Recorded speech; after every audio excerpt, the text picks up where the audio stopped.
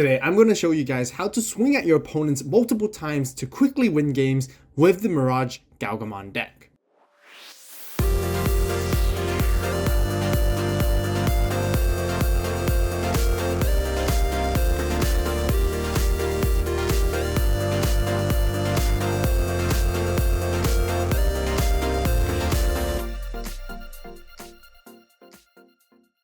Digimon fans, welcome back, and today we'll be showcasing the brand new MirageGaogamon deck. This is the first time that we get to showcase this particular Digimon on the channel, and I'm super excited because other than UlforceVeedramon being introduced from the BT11 set, we also got MirageGaogamon, which I think is very underrated for Blue 2. Similar to UlforceVeedramon, the MirageGaogamon deck can swing multiple times to gain a ton of memory in one turn with the help of some tamers. But the good thing is it actually requires you to have lesser resources compared to UlforceVeedramon. Jamming and unsuspending is also the deck's biggest strengths, which makes it very similar to Imperialdramon as well. It can even capitalize off your opponent's plays when they add cards to their hand via any card effects such as drawing, searching, and grabbing cards back from their trash. This also includes MirageGaogamon's ability to potentially force your opponents to add cards to their hand from the security stack too. Overall, the build is very easy to play and to understand, which I'll show you guys how all the main combos work together later on. But like always, let's show you guys the deck profile and build first. I am also super excited to announce a new feature on my channel where I launched my very first ever YouTube membership called the Avault Club. By joining, you will have access to exclusive perks and contents that regular viewers don't have. Perks include the Avault Club membership badge, and the best part is that you'll be able to see members-only community posts featuring my first draft deck profiles even before the video comes out. You will see more updates by me for every deck profile released and even updated deck lists and adjustments with all the lists. Your comments and questions will also have priority replies from me. So what are you guys waiting for? Click on the join button right now. Thank you all so much for the support, and I look forward to engaging with you guys. Alright, to begin with Digi-Egg cards, we have 4 copies of Wanyamon, one of the better blue eggs nowadays because it's just when attacking once returned. If you have a blue tamer in play, you get to draw one. We play lots of tamers in this deck, lots of synergy altogether, so this is really the perfect egg for the deck anyways, and 4 copies is really all you need. So now let's talk about our rookies, and first let's show you guys Gaomon, which is the main rookie of the deck. Very similar to most rookies, it is an on-play searcher. On-play, revealing top 3 cards of your deck, adding yourself 1 Digimon card with Gaogamon in its name, and 1 tamer among them, blue specifically, which is really good. And then when attacking once returned with its inheritable, if you have a tamer in play, you get to return one of your opponent's level 3 Digimon back to their owner's hand, which is really great for removing like floodgate rookies and small stuff generally like that, and you definitely want to stick to 4 copies for sure, because it is your main searcher of the deck. Next, we have 4 copies of Labramon. Very simple inheritable effect of when attacking once returned. If this Digimon has jamming, you gain a memory. We do a lot of jamming combos in this deck, and it's just really great synergy overall, being one of the secondary best rookie to run in this deck. And yeah, we're going to talk about more combos later on to showcase how valuable it really is to play Labramon. Next, just like all blue things does really good, also really good at unsuspending. This Vmon in particular is your turn once returned. When this Digimon becomes unsuspended, you gain a memory. So very similar to Labramon with meeting with a different requirement and condition, but this is a blue deck after all, where we do unsuspend quite a bit like I mentioned, and getting that value is always very nice. And then last but not least, we got 2 Madoki Betamons, just a general floodgate rookie, just to stop some memory gains and just, slow down our opponent's plays every now and then, and here make them play around it. And yeah, this is really just more of a flex spot at the moment. So MirageGaogamon will be getting even more support from EX4 Alternative Beings set and the BT13 versus Royal Knights set as well. So if you guys are MirageGaogamon fans and want to see me cover new and updated deck profiles for it on the channel, then be sure to hit that subscribe button right now, turn on that notification bell to stay tuned. Also give this video a like while you're at it because it really helps me out, and I really appreciate the support from all of you, so thank you guys so much. That's it for our rookies. Let's talk about our level 4s. We have 4 copies of Gaogamon from BT11. When attacking once returned, if your opponent has 8 or more cards in their hand, you get to gain a memory. So gaining lots of memory in this deck is really nice with its synergy overall. And then it has a inheritable, which is exactly the same as Gaomon, which I kind of wish it was a little bit different, you know, like something like if your opponent has 8 or more cards in their hand, you get to return a level 4, something like that will be a little bit better. But otherwise, this is still the best Gaomon to play in general in the deck, and you definitely want to play as many names as possible so you can search for more and build your stack that way anyways. And sometimes you may not have Gaomon in your inheritable, so having this one to sort of like be more consistent is also quite nice. The other level 4 we're playing is Labramon's Digivolution version, which is Searsomon right here. It has simply just jamming, 6k DP, pretty strong, pretty nice, and of course lots of synergy with Labramon. This guy doesn't really offer too much, but it does offer you pretty decent value when you combo it with Labramon. So you swing early with jamming, you get to potentially like gain that memory there because it will fulfill the condition. So yeah, that's why 4 copies of this guy is really good too. And then to round it off, we have 2 copies of Kumamon, Hybrid for Game, for our level 4s. Very, very simple, because we do play a lot of tamers in this deck, and it does happen, and being able to go for Hybrid for Game is really nice. We could arguably bump this up to 3, then I would just lower the amount of Searsomons in the deck as well, so really up to personal preference there. That is it for our level 4s. Let's talk about our level 5s.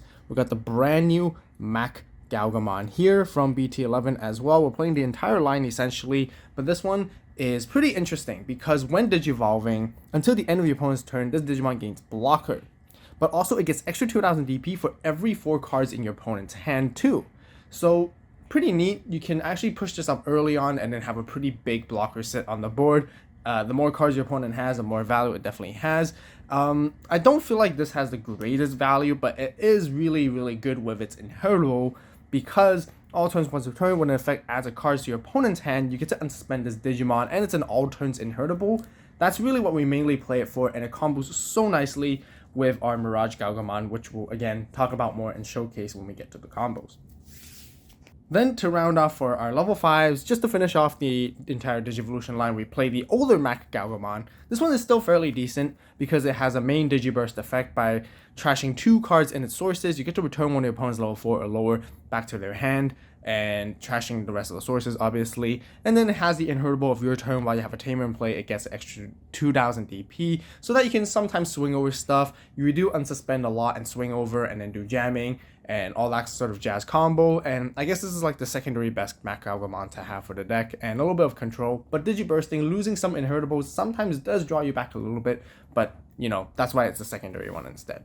That's it for our level 5s. Let's finally talk about our level 6s, where we only play the 4 copies of MirageGaogamon right here, being our one and only main boss Digimon of the deck. Very similar to the vibe of Ulforce, really, because we really just want to turbo and get into this guy as soon as possible.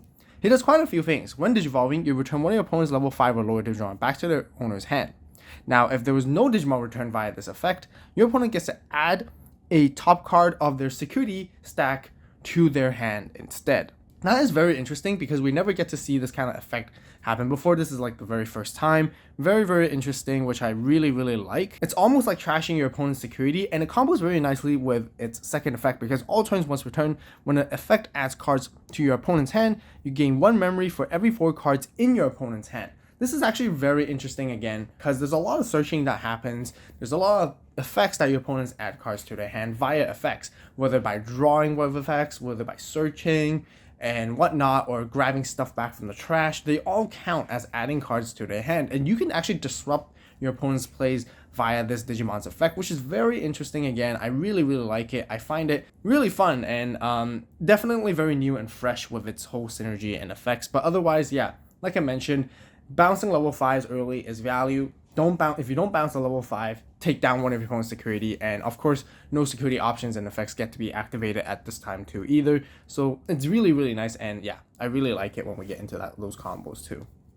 But that's it. And then we also run the 2 copies of Blitz Omni. You know, for game, we do a lot of unsuspending again, and then we want to combo, and then we want to just finish the game off easily with Blitz Omni. Very, very simple with its general effect. Of course, it does offer you more than just a simple Blitz because it itself gets unsuspend. Furthermore, also all turns, if an opponent's effect would delete this Digimon or return it back to the hand or the bottom of the deck type of thing, you get to prevent it from leaving play by trashing a level 6 underneath its sources. So a little bit of like a protection, which is kind of neat as well. But usually, like I mentioned, we use Omnimon to blitz and finish games. And then last but not least, this is really just personal option choice right here. Of course, I always like to play Defx. Defx does make it very nice at times against certain matchups. I still think this is one of really strong cards. Of course, if you guys don't want to play Defx or don't have access to Defx, feel free to add in any additional cards within the ratios of the deck in there. You can either add in an additional rookie, you can add in more tamers, which we're going to showcase more, or add another option. You know, not mandatory once again, but just generally a really good card that I like to tech in as a one-off just to, you know, make the deck a little bit more competitively viable against certain matchups. That's it for all of our Digimon. Let's showcase the tamers. The brand new tamer that we got right here for the Gaogamon deck, which has a lot of great synergy, is the Nikolai Petrov here. Start of your main phase, one of your Digimon with Gaomon or Gaogamon and its name gains jamming for the turn. Also, his secondary effect is during your turn, when an effect adds a card to your opponent's hand, by suspending this tamer, you get to gain a memory. So a lot of combo synergy with all our top end cards with our entire stack for sure. Next, we play the good old BT4 Thomas. Very interesting because on play you could just simply draw a card. And then main, if your opponent has 8 or more cards in their hand, you may suspend this tamer to unsuspend one of your Digimon with Gaomon and its name. Really good tamer, because for this kind of value, you can just always consistently unsuspend your MirageGaogamon or your MirageGaogamon so they can swing again and play very aggressively and really nice. And that just combos nicely with everything that blue usually does with the unsuspending. And yeah, that's how you can really win games very quickly. And I really like him in the deck too. And then of course, for all the rest of our tamers, you still have to play the 2 copies of Davis, arguably sometimes 3, just depending on what your personal preference is. He is your memory tamer, but also the searcher. Still one of the best blue tamers to have for sure, and 100%. That's it for all tamers. Let's talk about our options. Very simple. 2 blue memory boosts for additional searching. Just always great. And then delay gaining extra 2 memory for further plays. Just a really standard blue staple card to have. And then for my choice of removal, I have 2 Kakaida's Breaths. Just being able to bounce anything from security is always nice. We rarely hard play it these days anyways, but sometimes you might, and it might have a lot of value. But yeah, this is my choice of defensive option. Otherwise, you guys can play something else like Hammer Spark or whatever, because we are going to finish off the deck with just the 1 copy of Icewell here, which is also the best defensive card for blue and the best staple to have. And that basically sums it up. Alright, that will wrap up for all the cards and the 50 card main deck that I want to talk about. I don't really have any additional options for this particular build. I'm pretty happy with the way it is, so let's just go straight into the how to play in the combo segment of this particular deck. So of course, you'll always be hatching your egg. In the early stages of the game, you really just want to be digivolving into your Labramon because it provides that best inheritable as most, and you don't really have like a stack building option as always. If you don't see your stack all the way from like sort of Labramon into Gaogamon, into MirageGaogamon, and then into MirageGaogamon, then Searzamon is always your better one that you always want to prioritize. Because again, in the early stages of games, you want to be hard playing your Gaomon to search for your more pieces, grab your tamers, and establish them as soon as possible. So, of course, we mentioned, you know, there's these 3 main tamers that you play in the deck. Davis is slightly unlikely to see in the most cases since you only play 2 copies of, but Nikolai and Thomas are sort of your priority. If anything, Nikolai is your highest priority tamer that you want to see as soon as possible because it gives all your stuff jamming. Otherwise, that's why the reason why we play Searzamon right here, because there's a lot of like good synergy overall. Once you're ready with Searzamon, you can just go ahead and push up and start swinging, and then you get a lot of value along together with your Wanyamon Inheritable and Labramon, and you get to gain a memory while you're doing so, which is always nice. If it's not Searzamon that you have, if you have Gaogamon right here, Nikolai Petrov with its start of main phase effect, you give him jamming and fulfills the exact same condition, and even better, you can continue to build your stack that way and whatnot to continue with your combos. Otherwise, if you want to be safe, simply just digivolve into MirageGaogamon in your raising. Otherwise, you can utilize it outside to have it have blocker to stop your opponents from doing like early chips and early damage against you, but it is in threat of getting removed by all means. So sometimes it's always nice to sit in your raising and just chill right there instead until you find your MirageGaogamon.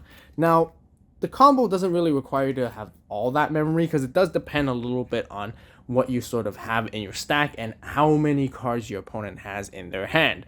Usually they should have 8. 8 is a very easy threshold to meet, but of course the more they have, the more punishing you can do to them and the more you can pop off with your combos. But let's just say you start your turn at 3 somehow because you have Davis or like a blue memory boost that you can pop later on to get yourself to 3. You move up into MirageGaogamon right here. Start of main phase, use Nikolai's effect to give the MirageGaogamon jamming for the turn.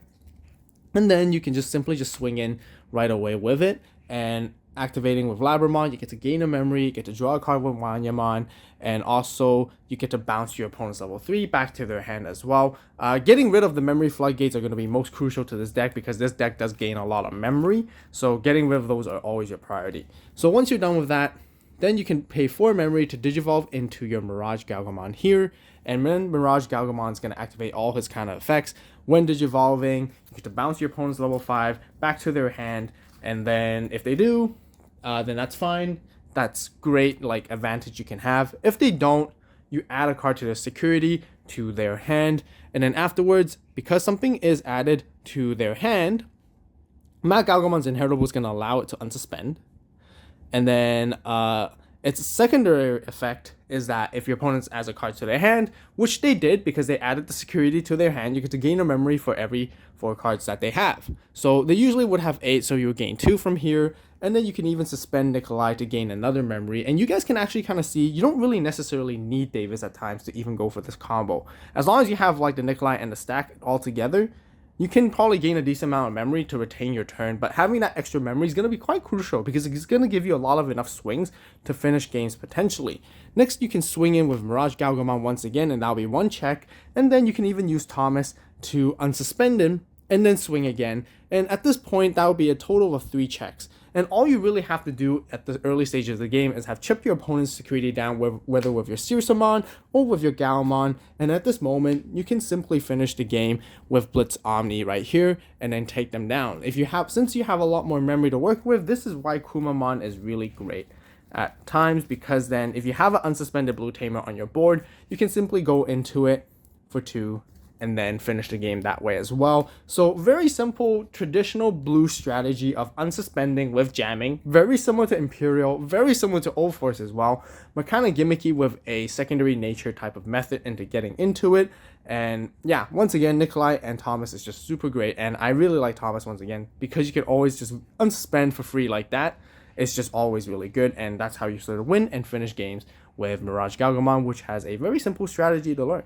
That'll wrap up for the deck profile for today. If you guys enjoyed the video and found it helpful, please give it a like. If you have any suggestions, recommendations, or questions, be sure to share it with everyone in the comments down below. We got lots more Digimon videos and content coming, so be sure to hit that subscribe button right now, turn on that notification bell to stay tuned.